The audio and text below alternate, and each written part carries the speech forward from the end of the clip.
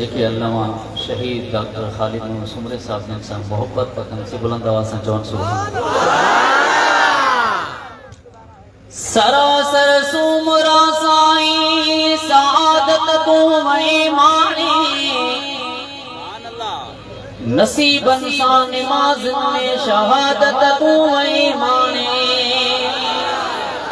असी इस्लाम ता सदके मुहम्मद जामता सदके यो हो कोहणी हर हर हिदायत तू है माने शहादत तू जीहड़ी थी उमर वांगे अली वांगे फजर में थियो फजल रब जो तिलावत तू है माने लिखा चा सोलगी यूसुफ तो सारी सो कजन कहड़ियो भली वाकई खुदा जो है विलायत तो है माने साथ रीदा इंशाअल्लाह तो चवा ओ हिते खालिद लखे थींदा के तुम्हारी दे इते खालिद लगे थींदा के तुम्हारी दे बहादुर के बेदा के तुम्हारी दे इते खालिद लगे थींदा के तुम्हारी दे इते खालिद लगे थींदा के तुम्हारी दे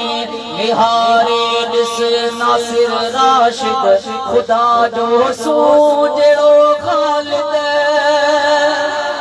निहारे दिस नासिर राशिद खुदा जो सूजड़ो खालिद निहारे दिस तारिक राशिद खुदा जो सूजड़ो खालिद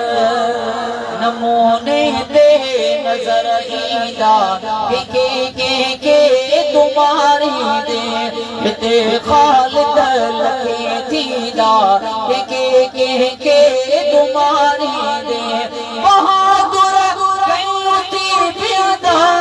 के तुम्हारी दे हिते खालिद लखे थींदा के तुम्हारी दे हटण वारा असी नायो झुकण वारा असी नायो हटण वारा असी नायो झुकण वारा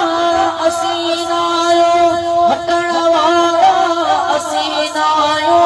झुकण वारा असी नायो वया हिकड़ा तब्या ईंदा वया हिकड़ा तब्या ईंदा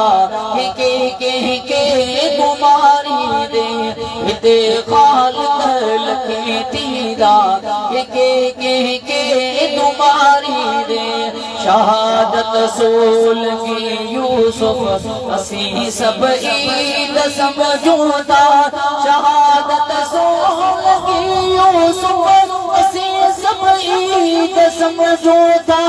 शहादत सोलगी यूसुफ असी सब ईद समझूं था नियत एड़ी के जियदा के तुम्हारी दे हिते खालिद लखी थींदा के तुम्हारी दे